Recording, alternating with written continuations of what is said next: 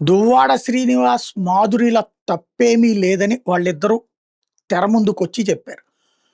అక్కడ 10 దాకా విదేశీ మద్యం బాటిళ్లు దొరకడం, తర్వాతన హుక్కా దొరకడం, ఇవన్నీ మాకు సంబంధం గాదు. అసలు అది ఆర్గనైజ్ చేసిందే మేము గాదు. రియల్ ఎస్టేట్ వ్యాపారం చేయడానికి వీళ్ళు సిద్ధపడ్డారట హైదరాబాద్. ఆ పార్థసారథి అనేటటువంటి ఆ ఓనరు ఎవరైతే ఈ ఫార్మ్ హౌస్‌కి సంబంధించినటువంటి ఆయన, ఆ పార్టీ ఇచ్చినటువంటి ఆయన పిలవడంతో వెళ్ళాం. అక్కడికెళ్ళాక మందు పెట్టారా? లేకపోతే హుక్కా పెట్టారా? ఇయన్నీ మేము చూడలేదు. దాదాపు 25 మంది దాకా ఉన్నారు. మేము భోజనం చేయడానికి కూర్చుందాం అనుకున్న టైంలో ఈలోపు పోలీసులొచ్చారు. అప్పుడు ఇట్లా తెలిసింది అన్నటువంటిది. ఇది ఒక ఎత్తయితే అది రైడ్ చేసింది ఎస్ఓటీ పోలీసులు.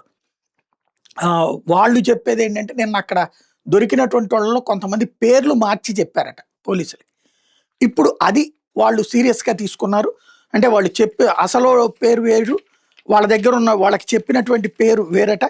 కావ్య, విక్రమ్, వైశాలి ఇట్లాంటి వాళ్ళు వాళ్ళ పేర్లు మార్చి చెప్పారట. దీంతో ఈ అంశం మీదన కూడా ఇప్పుడు విచారణ ప్రారంభించారు. వాస్తవంగా ఇది పెద్ద కేసు కాదు, పెద్ద ఇష్యూ కాదు. మందు తాగుతున్నారు అన్నటువంటిది. అది విదేశీ మద్యం తాగుతున్నారంటే ఈ డబ్బులు పెట్టి కొనుక్కుంటేనే వస్తుంది. దొంగచాటుగా తీసుకొస్తే గనక పెనాల్టీలు పడేటటువంటి పరిస్థితి ఉంటుంది. వీళ్ళు అమ్ముకుంటుంటే శిక్ష పడుతుంది. బట్ అది పెద్ద సీరియస్‌గా తీసుకోదగ్గది కాదు. కాకపోతే దువ్వాడ దంపతులు అనాలా వీళ్ళని. దువ్వాడ జంట బాగా పాపులర్ అయింది మీడియా, సోషల్ మీడియాలో. దాంతో ఈ మొత్తం వ్యవహారం ఇదైంది. లేకపోతే గనక లోకల్ సిటీ ఎడిషన్‌లో లోపల పేజీలో ముక్కయ్యి ఉండేది.